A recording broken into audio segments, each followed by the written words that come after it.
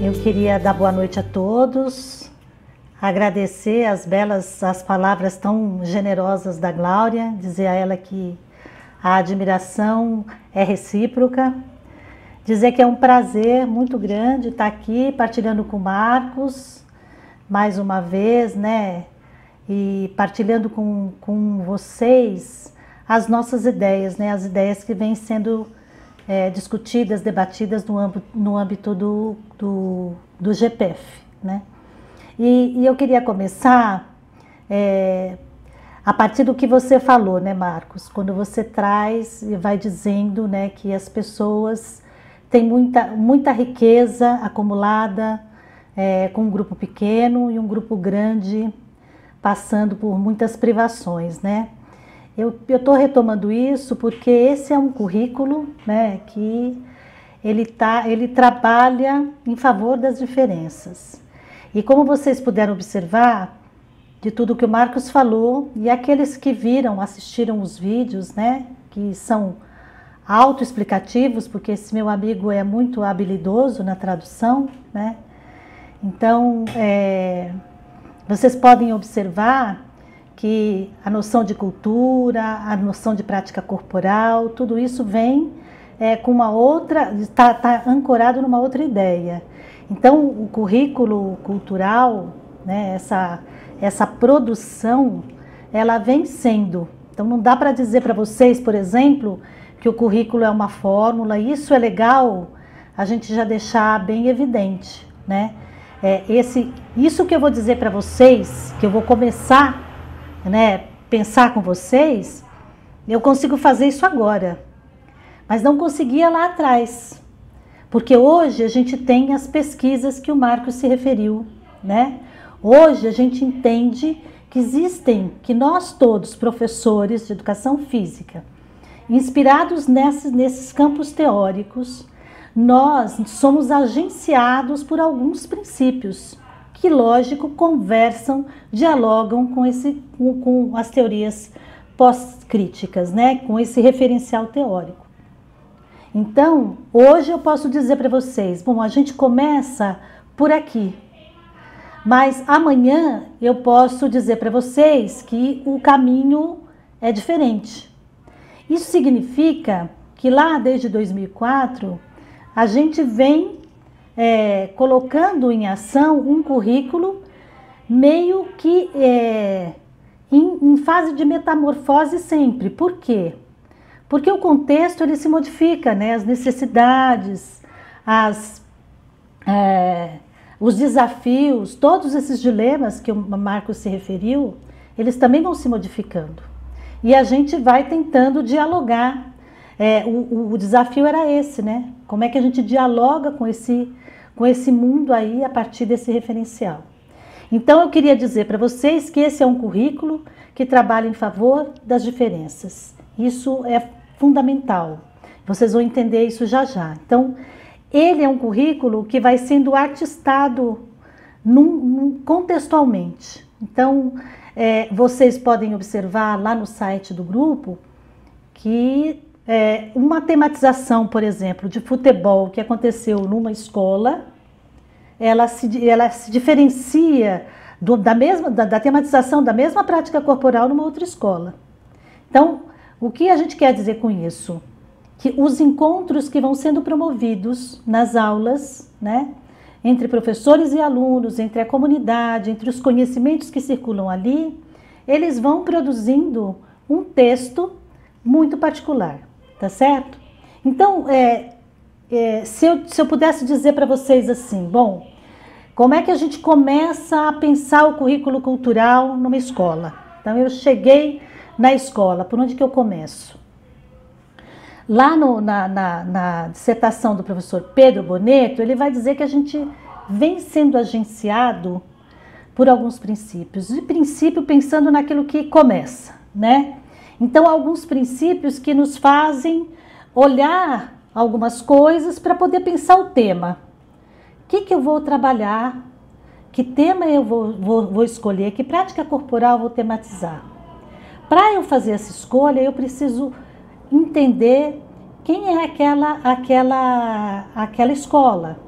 aquela escola tem um projeto político-pedagógico. Então, se ela não tem um projeto político-pedagógico, como é aqui no caso de São Paulo, em geral, né, as secretarias, né, as prefeituras, os estados, eles têm documentos curriculares.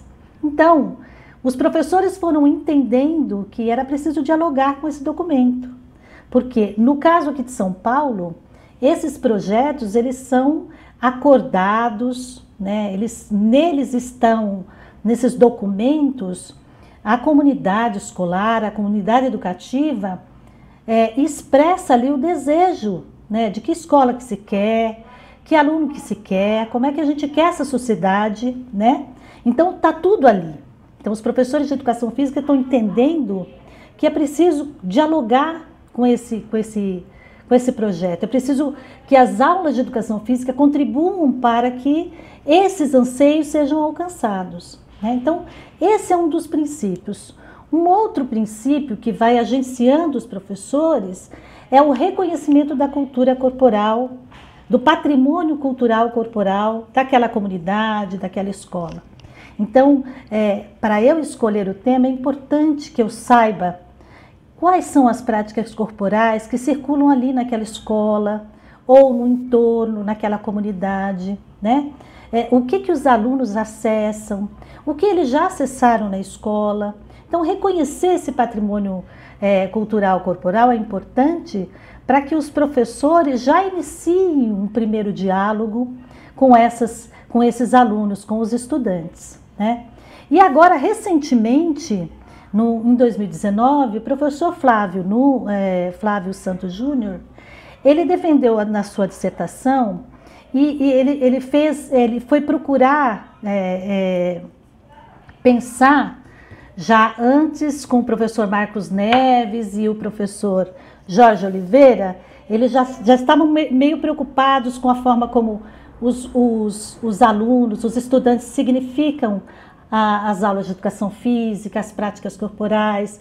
Professor Marcos Neves lá com os efeitos, né, que essas ações didáticas exercem sobre os alunos. E o professor Flávio foi entender como que a enunciação dos alunos, como que o fato de ouvir os alunos, né, como que isso influencia, né, na produção do currículo e no andamento das aulas, né? Então, a partir da dissertação dele, ele anuncia, né,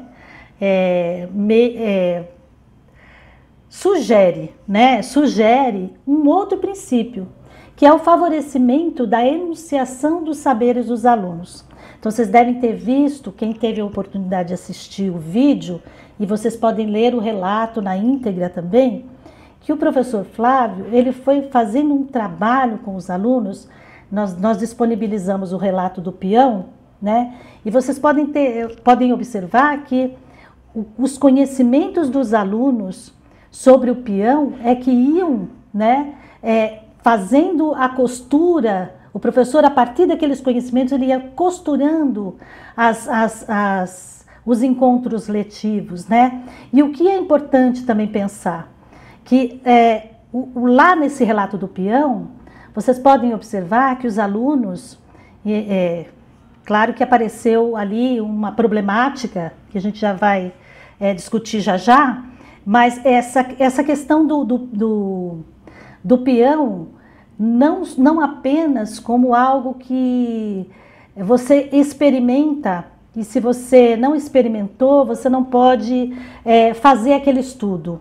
Por exemplo, os meninos foram atrás na internet, nas redes sociais, a partir desses elementos, eles foram se apropriando de alguns conhecimentos. Então, a gente pode observar que o que o professor Flávio traz, além de a gente ter um reconhecimento, quando você reconhece o patrimônio cultural corporal dos alunos, né? Você pode reconhecer e simplesmente rejeitar, né? Mas o professor Flávio vai trazendo na sua pesquisa e vai dizendo, olha, esse reconhecimento acaba agenciando os professores, né, no sentido de dizer, de manifestar o desejo, né, de fazer circular a enunciação dos conhecimentos que os meninos trazem. Então, é um outro princípio importante. E que é interessante, como o Marcos falou, as pesquisas, embora não estejam num status, né, específico ou em lugares específicos, são tão válidas quanto qualquer outra. Essas pesquisas que nos ajudam a construir ou a delimitar, mesmo que temporariamente, uma imagem do currículo cultural, elas nos ajudam a cada momento a entender melhor, né, como se dá a prática corporal, como se dá a prática pedagógica e quais situações didáticas a gente precisa pensar para poder mobilizar e favorecer, né, essa enunciação de saberes das crianças. Isso é muito importante porque é pensar, né, que todos os saberes que circulam nas aulas são tão importantes quanto o saber escolar que vem sendo vinculado o tempo todo, circulando o tempo todo na escola, né, e é tão válido quanto eles. Então, é esse movimento que o currículo cultural vai fazer, né?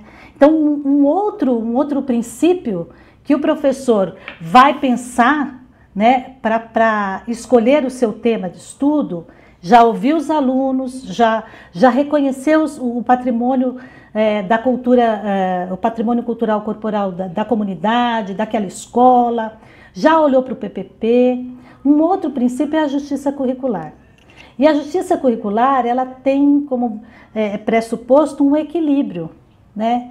Equilibrar as práticas corporais tem um sentido, né, de trazer outros saberes, de trazer outros conhecimentos, de trazer outros grupos para o currículo.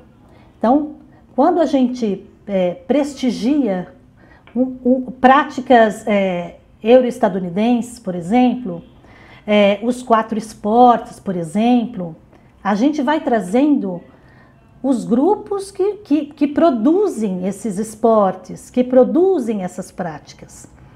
E se a gente só traz essas práticas, a gente só contempla esses grupos. Então, só os significados deles, só a forma como eles entendem o mundo é que circula ali nas nossas aulas. Então, a justiça curricular tem por objetivo trazer as práticas corporais de outros grupos que não foram representados no currículo.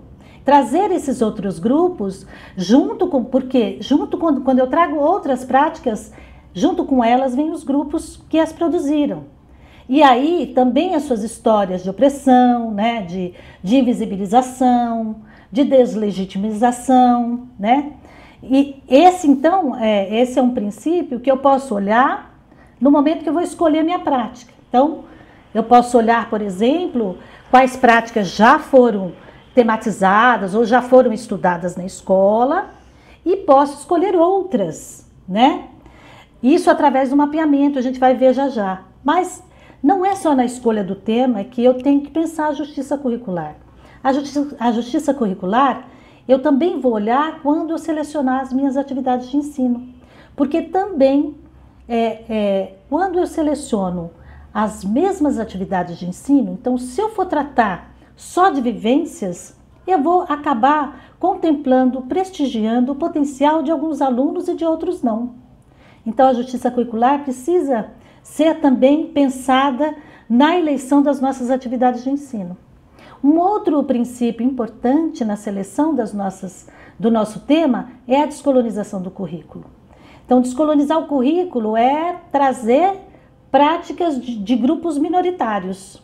Então, a nossa educação física vem sendo colonizada, né, pelos 4 esportes mesmo, a gente sabe disso, há muito tempo, né? Então, descolonizar também não significa, gente, não trazer esses esportes, mas quando eles vierem, é preciso discutir, debater e colocar em questão a sua condição de privilégio. Então, é importante que, para descolonizar o currículo, eu preciso trazer outras práticas, como o professor Marcos Neves trouxe lá o maracatu, né? Como já se trouxe a capoeira, como a professora Camila traz lá o Psy, as danças eletrônicas, né? Como a gente pode tematizar o taco, como lá na EMEI Nelson Mandela se tematiza o jongo, né? Ora, quando eu tematizo o jongo, estou trazendo um grupo, né? Um grupo afro, né? Da cultura africana.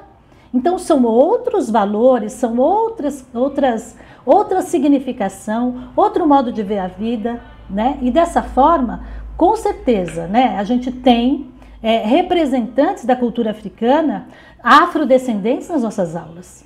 E essas pessoas vão ter o seu patrimônio, né, também valorizado, também disseminado, divulgado, né?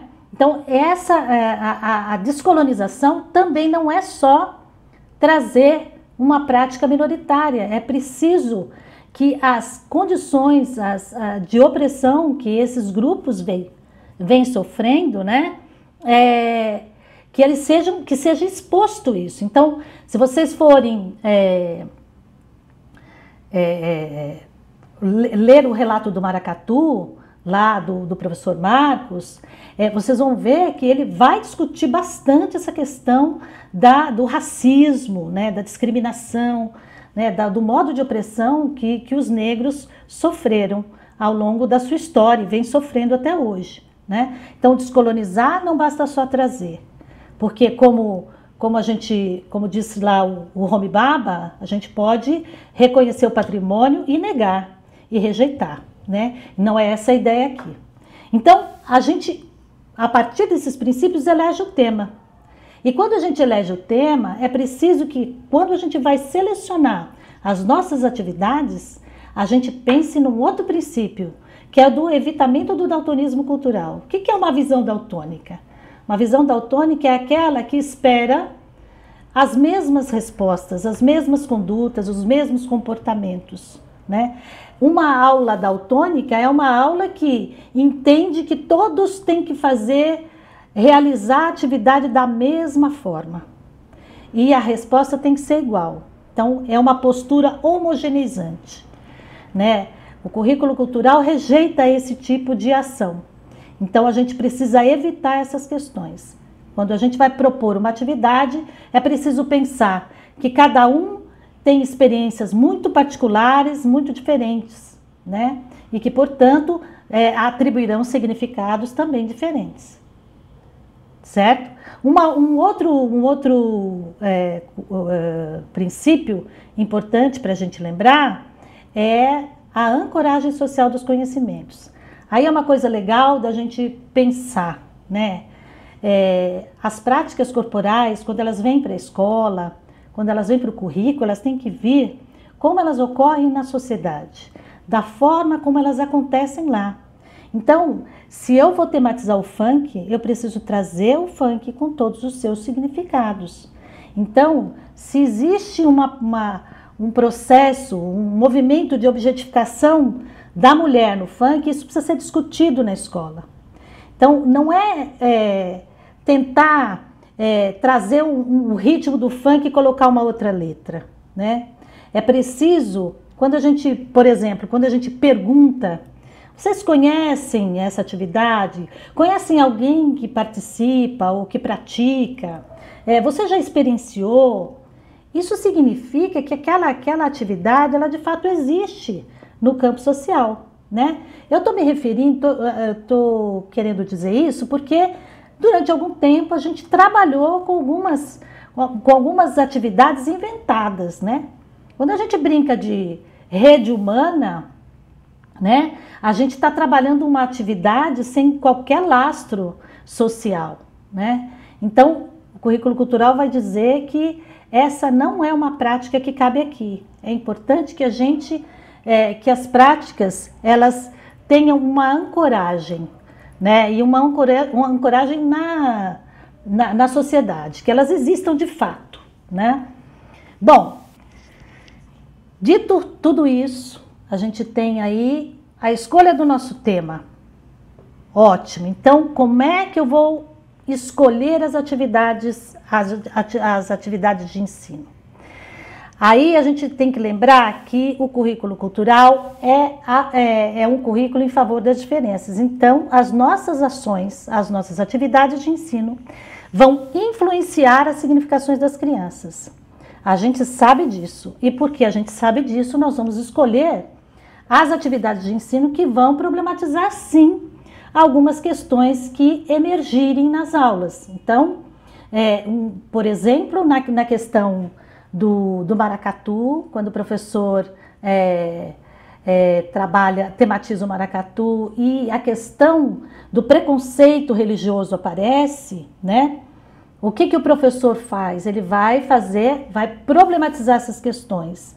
E como ele problematiza? Ele vai trazer os brincantes do maracatu para a escola e vão fazer um diálogo com esses brincantes, né? Quando alguém se refere ao maracatu como macumba, né?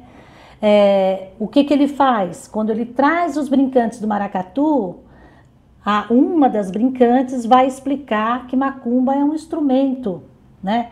Então, são essas atividades que o professor vai pensando para poder desnaturalizar, desconstruir algumas representações que, em geral, colocam ou alocam, né, certos grupos em posição de desvantagem na teia social, né?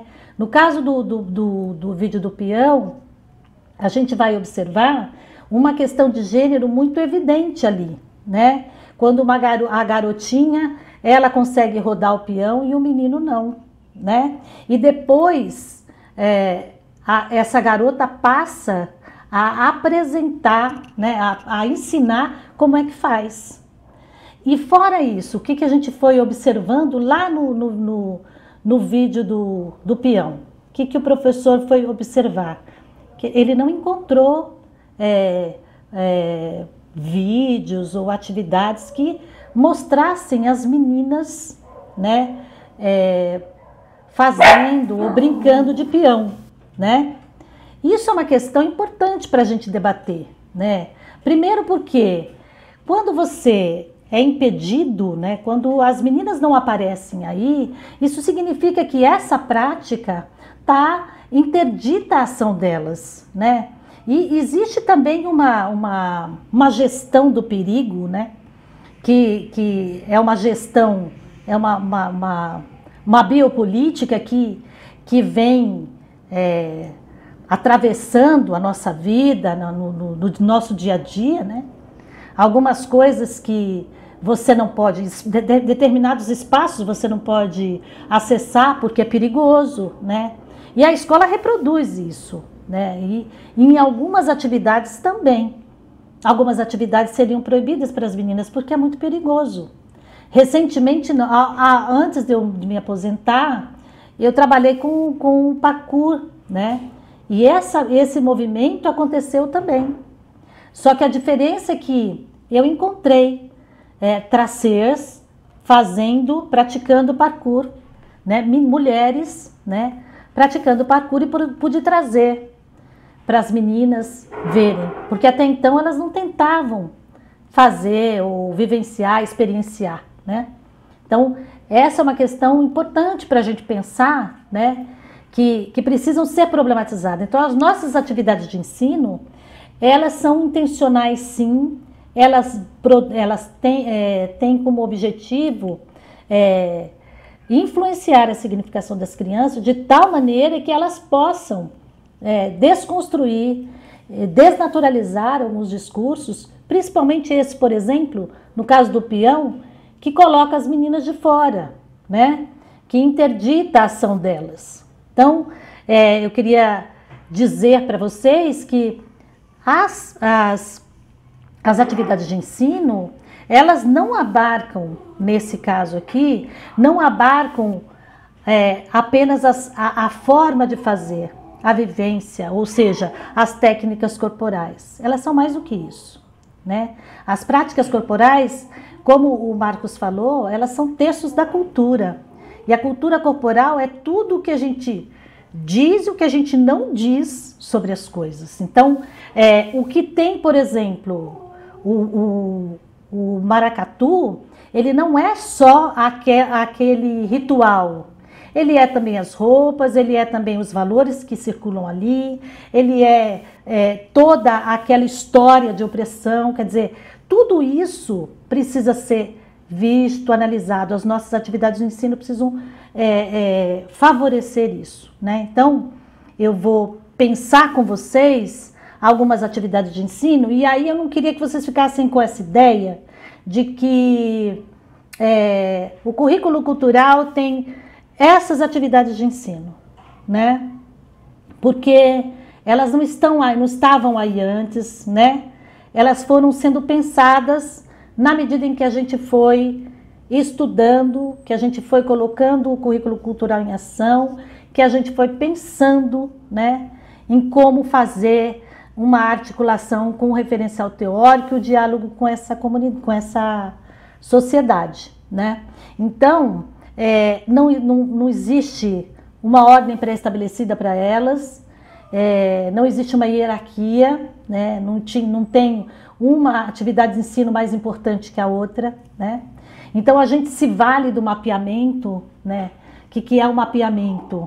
Para eu reconhecer o patrimônio cultural corporal, para eu favorecer a enunciação, né, dos saberes discentes, eu preciso lançar mão, eu preciso buscar informações, né? Mapear é isso, mapear é buscar informações. Então eu posso andar pelo entorno da escola, eu posso fazer uma visita junto com os meus alunos, caminhar pelo entorno para saber, para conhecer melhor aquela comunidade.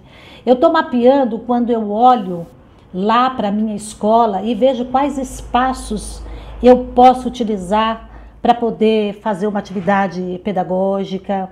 Eu estou mapeando quando eu sei, quando eu vou buscar ver quais são os recursos materiais que eu tenho, que recursos físicos eu tenho, que salas eu posso usar. Eu estou mapeando, né? Eu estou mapeando quando eu estou lá no intervalo, olhando aquelas crianças, vendo sobre o que elas conversam, sobre o que elas, como que elas brincam, quais são as brincadeiras que estão circulando por ali, né? Eu estou mapeando quando eu pergunto, quando eu faço numa entrada ou saída dos pais, quando eu converso com esses pais, eu estou colhendo informações. Então, mapear, ele começa, né? Ele começa a nossa ação, mas ele não é que começa e não se faz mais. O mapeamento, a partir também, né, da pesquisa do Marcos Neves, a gente vai vendo e vai observando que a gente colhe dados durante toda a tematização, né? Então, mapear é um recurso importante para a gente poder reconhecer esses saberes, escolher o nosso tema, né? Escolhi o tema. Bom, eu também agora posso buscar mapear o que os alunos sabem.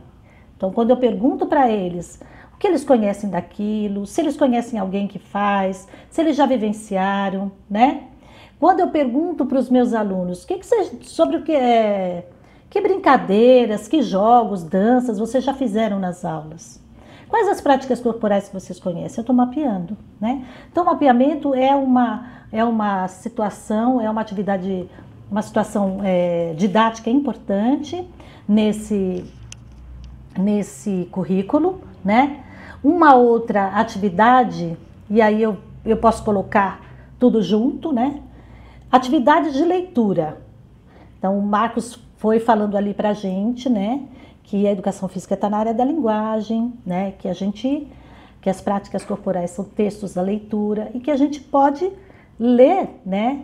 A sua gestualidade, né? Então, atividades de leitura são importantes também podem ser uma forma de mapear. Eu posso mapear os conhecimentos dos alunos, por exemplo, se eu estiver mapeando, estiver tematizando a ginástica, eu posso apresentar imagens, essas imagens os alunos leem, para a gente saber o que eles sabem, né? da ginástica. Então eu posso trazer alguns textos fotográficos, ou posso trazer vídeos, né? O mapeamento, ele é muito amplo, né? Eu posso fazer, ao mesmo tempo em que eu faço um mapeamento a partir de uma leitura de um vídeo, por exemplo, ou de imagens, muitas vezes, nesse mapeamento eu vou observando que para alguns alunos, tudo aquilo que eu estou falando é novidade, né? Mas para outros, não. Outros já me trazem outras informações, né? Então, estão numa situação, muitas vezes, de ampliação ou de aprofundamento, né? Um mapeamento, uma atividade de mapeamento, ela pode suscitar, né, ampliação para alguns, novidade para outros, ou mesmo aprofundamento para outros, tá?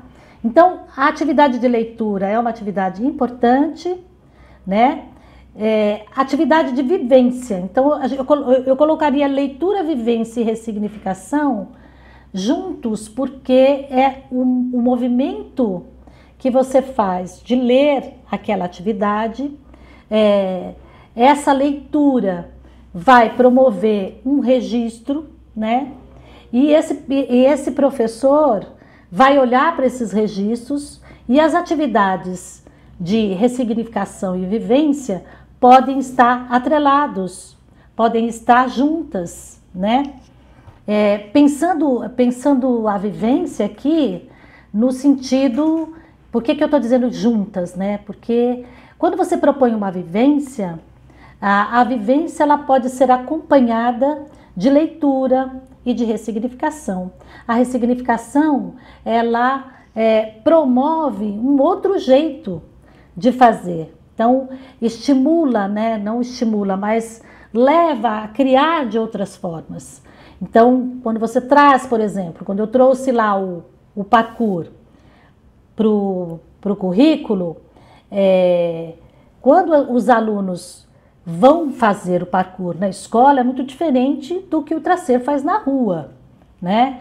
Então, os significados, a ressignificação daquela atividade, ela foi constante, né? Porque a cada espaço que a gente usava, eles tinham que fazer a sua interpretação e a sua criação, né? Então, ler é uma atividade importante nesse currículo. A vivência é uma atividade importante, mas essa vivência é preciso ser pensada não só no fazer pelo fazer, né? É pensar sobre o que está se fazendo. Então, a atividade de vivência pode ser acompanhada da atividade de leitura. Enquanto um grupo realiza atividade, o outro analisa, o outro ajuda ou registra, né? Ou sugere de outras formas, né? A gente pode pensar em diferentes formas de se organizar situações didáticas de vivência que envolvem a vivência, a leitura e a ressignificação. Então, ressignificar, gente, é atribuir outro significado, é fazer de outra forma, né? Então, quando o professor Flávio, lá com o seu peão, os meninos jogam peão de cima, vocês devem ter reparado que no vídeo tem uma mureta, né? E eles todos sobem e jogam o peão. Na rua, não sei se é assim, acho que não, né? Então, a vivência, ela é importante e ela vai sendo, a ressignificação vai acontecendo considerando os espaços, considerando a negociação do grupo mesmo, né? Uma outra situação, outra atividade é a ampliação. Então, a ampliação é pensar, é olhar para aquela prática corporal a partir de outros lugares, né, de outras fontes. Então, é buscar outros jeitos de pensar aquela prática. Então, quando o professor Flávio vai lá na internet, quando ele traz aqueles dois rapazes, né? E quando ele traz, por exemplo, a construção do peão, como que é feito o peão, né? Ele está ampliando, né, o olhar dos alunos para para aquele artefato, para aquela prática, né? Então, ampliar é isso, é também olhar de outros lugares, né? Importante pensar nessa ideia de ampliação, em como que as redes sociais, como que os YouTubers, né, ajudam, né, especialmente quando nós tematizamos práticas corporais que nós desconhecemos, né? No relato da professora Camila sobre as danças eletrônicas, é muito evidente isso, né? Ela faz um mapeamento lá no intervalo, né? E ela observa que os alunos estão dançando música eletrônica. Ela infere que é o Psy. E aí, quando vai fazer a pesquisa, não é o Psy, é o Rebolation, Jump Style, né? São outros estilos e ela fica, nossa, eu nem imaginava isso. Quer dizer, essa incerteza, é isso que caracteriza o currículo, né?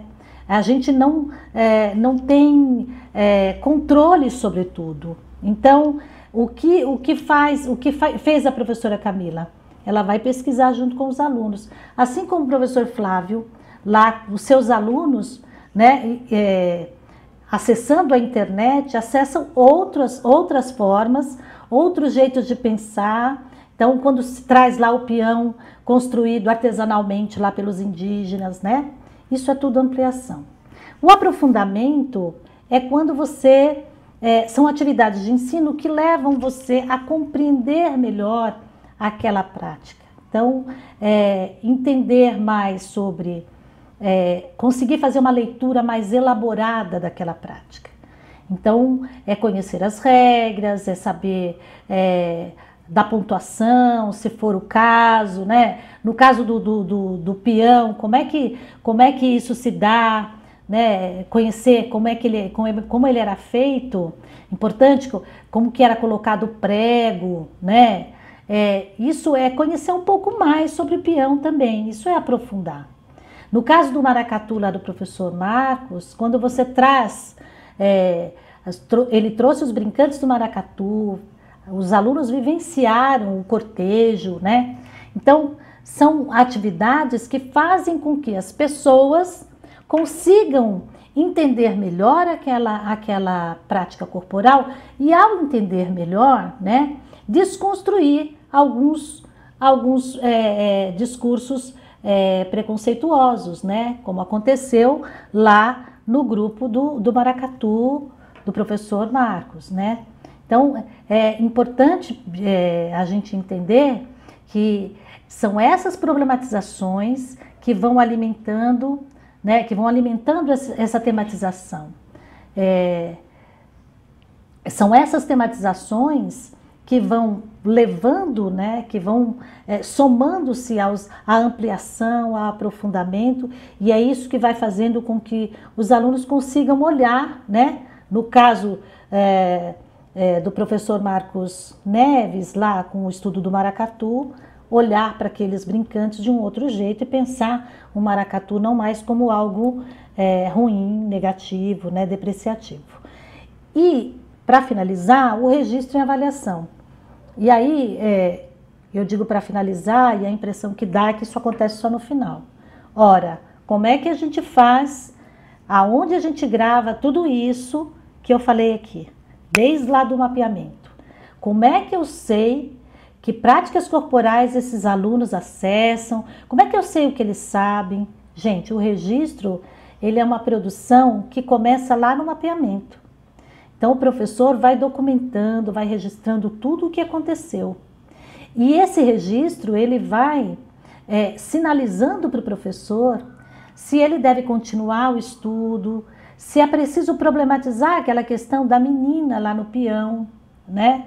Se é preciso pensar, poxa, mas por que será que não tem, né, nenhuma menina rodando peão? Né? Esse registro vai dizer, não, a gente fez essa atividade até aqui. E agora? Eu posso continuar? Eu paro? Como é que eu vou fazer? O registro me ajuda nisso. Ele me ajuda a reorientar a minha ação, se eu precisar. E a avaliação vai caminhar para e passo com o registro. porque nesse currículo a avaliação ela se desprende, se desloca, se distancia da ideia de classificação, da ideia de notificação, né, de segregação. Aqui a avaliação ela se volta para o ensino. Então olhar para o registro, pensar naquele registro, refletir sobre ele e pensar a atividade de ensino subsequente é um movimento de avaliação. Então o professor vai avaliar o seu ensino. Aqui a preocupação não é com a aprendizagem, né? Não é se o aluno aprendeu ou não aprendeu, até porque a gente está observando, né, que cada um vai significando de um jeito as coisas que a gente vai trazendo. Então avaliar aqui, a avaliação eu diria, a partir da minha dissertação, que ela é uma produção escrita, ela é uma escrita que vai sendo materializada por esse registro. Então, essas situações didáticas que eu disse para vocês, o registro, a avaliação, mapeamento, isso tudo vai caminhando junto. Não tem um que começa primeiro, tá certo? Era esse o recado e agora eu acho que a gente pode abrir para conversar.